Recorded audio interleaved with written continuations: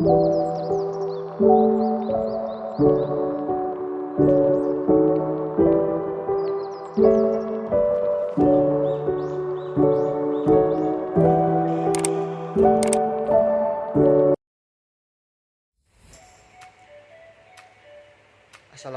warahmatullahi wabarakatuh.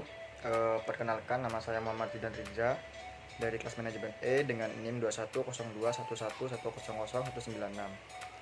Pada kesempatan kali ini saya akan menjelaskan materi tentang telaah pustaka. Baik, untuk yang pertama di sini ada definisi telaah pustaka. Peninjauan kembali pustaka-pustaka yang terkait atau review of related literatur relevan dengan permasalahan penelitian yang akan dikerjakan. Telaah pustaka merupakan kajian terhadap penelitian terdahulu yang berkaitan dengan penelitian seorang peneliti. Telaah pustaka dilakukan guna mengetahui apakah peneliti tersebut pernah dilakukan apa belum. Di samping untuk mengetahui perbedaan penelitian sebelumnya dengan penelitian yang akan dilakukan. Kegunaan telaah pustaka. Yang pertama adalah mengkaji sejarah permasalahan. Yang kedua, membantu pemilihan prosedur penelitian. Yang ketiga, mendalami landasan teori yang berkaitan dengan permasalahan. Yang keempat, mengkaji kelebihan dan kekurangan hasil penelitian terdahulu. Yang kelima, menghindari duplikasi penelitian. Yang keenam, menunjang perumusan masalah. Selanjutnya ada sumber-sumber pustaka. Yang pertama di sini ada abstrak hasil penelitian, yang kedua indeks, yang ketiga review, yang keempat jurnal, yang kelima referensi, yang keenam internet, yang ketujuh pendapat pemegang otoritas, dan yang kedelapan seminar. Baik, di sini indeks. Indeks menyediakan judul-judul buku yang disusun berdasarkan deskripsi utama masing-masing buku, tetapi tidak menyediakan abstraknya. Misalnya indeks internet akan ditampilkan sebagai berikut. Bagian heading atau kepala berita, internet, proxy server. Heading memberikan informasi pada kita buku mengenai internet. Hal utama yang dibahas adalah mengenai proxy server. Selanjutnya ada review.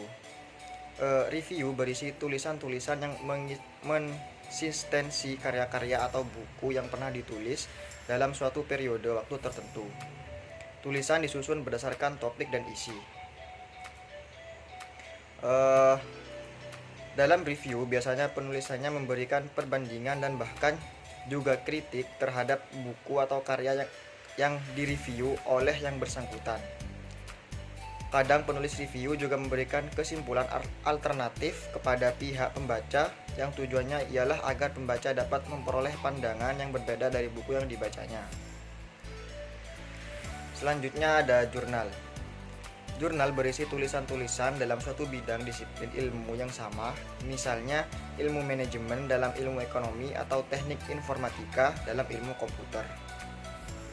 Kegunaan utama jurnal ialah dapat digunakan sebagai sumber data sekunder karena pada umumnya tulisan-tulisan di jurnal merupakan hasil penelitian.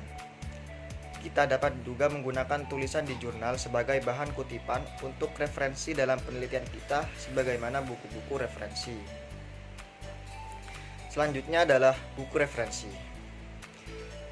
Buku referensi berisi tulisan yang umum dalam disiplin ilmu tertentu. Ada baiknya kita memilih buku yang bersifat sebagai penuntun dalam menggunakan atau membuat sesuatu. Buku referensi ini yang baik akan berisi tulisan yang mendalam mengenai topik tertentu dan disertai dengan teori-teori penunjangnya sehingga kita akan dapat mengetahui perkembangan teori dalam ilmu yang dibahas dalam buku tersebut. Selanjutnya tinjauan pustaka. Di sini dibagi menjadi 3. Yang pertama, penelitian terdahulu, yang kedua, kajian atau kerangka teori, dan yang ketiga, hipotesis penelitian. Baik, di sini adalah penelitian terdahulu. Penelitian sebelumnya dapat dipergunakan untuk yang pertama, mengetahui kekurangan-kekurangan penelitian sebelumnya. Yang kedua, mengetahui apa yang telah dihasilkan dari penelitian sebelumnya. Yang ketiga, mengetahui perbedaan dengan penelitian sebelumnya. Selanjutnya adalah kerangka teori.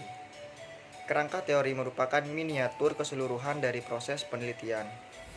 Kerangka teori harus menerangkan yang pertama, mengapa penelitian dilakukan. Yang kedua, bagaimana proses penelitian dilakukan. Yang ketiga, apa yang akan diperoleh dari penelitian tersebut. Dan yang keempat, untuk apa hasil penelitian diperoleh. Selanjutnya, hipotesis. Hipotesis merupakan jawaban sementara yang hendak diuji kebenarannya. Tidak semua penelitian memerlukan hipotesis. Penelitian yang bersifat eksploratif dan deskriptif tidak memerlukan hipotesis. Manfaat hipotesis: yang pertama, menjelaskan masalah penelitian. Yang kedua, menjelaskan variabel-variabel yang akan diuji.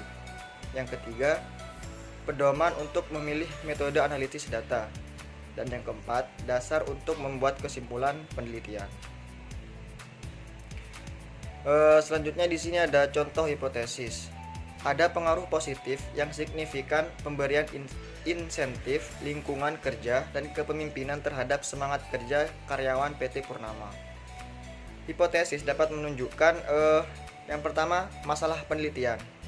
Yang kedua, variabel penelitian. Yang ketiga, metode analisis data. Dan yang terakhir adalah kesimpulan. Dasar merumuskan hipotesis. Yang pertama di sini ada berdasarkan pada teori. Yang kedua, berdasarkan penelitian terdahulu. Yang ketiga, berdasarkan penelitian pendahuluan. Dan yang keempat, berdasarkan akal sehat peneliti. Baik, untuk selanjutnya di sini ada pembagian hipotesis. Dibagi menjadi 3 bagian. Yang pertama adalah hipotesis deskriptif. Dalam hipotesis deskriptif di sini ada 3 contoh. Yang pertama adalah pelayanan rumah sakit enggal waras tidak memuaskan. Yang kedua, kinerja keuangan Bank BCA baik. Yang ketiga, semangat kerja karyawan PT Yasinta tinggi. Baik, yang kedua di sini ada hipotesis komparatif. Di sini ada 2 contoh. Yang pertama adalah rumah sakit enggal sempuh lebih memuaskan dibandingkan pelayanan rumah sakit enggal waras. Yang kedua, kinerja keuangan Bank BCA lebih baik dibandingkan dengan kinerja Bank Poli. Yang ketiga di sini ada hipotesis asosiatif. Ada 3 contoh. Yang pertama di sini, kepuasan pasien berpengaruh signifikan terhadap loyalitas pasien. Yang kedua, jumlah nasabah berpengaruh terhadap kinerja keuangan Bank BCA. Yang ketiga, semangat kerja karyawan berpengaruh positif terhadap produktivitas karyawan. Selanjutnya ada dalam sebuah penelitian, hipotesis dapat dinyatakan dalam beberapa bentuk. Yang pertama di sini ada hipotesis nol, yang dimana merupakan hipotesis yang menyatakan hubungan atau pengaruh antar variabel sama dengan nol, atau dengan kata lain tidak terdapat perbedaan, hubungan, atau pengaruh antar variabel. Yang kedua ada hipotesis alternatif, di mana hipotesis ini merupakan hipotesis yang menyatakan adanya perbedaan, hubungan, atau pengaruh antar variabel tidak sama dengan nol. Atau dengan kata lain terdapat perbedaan, hubungan, atau pengaruh antar variabel, atau merupakan kebalikan dari hipotesis alternatif. Selanjutnya adalah ciri-ciri hipotesis yang baik.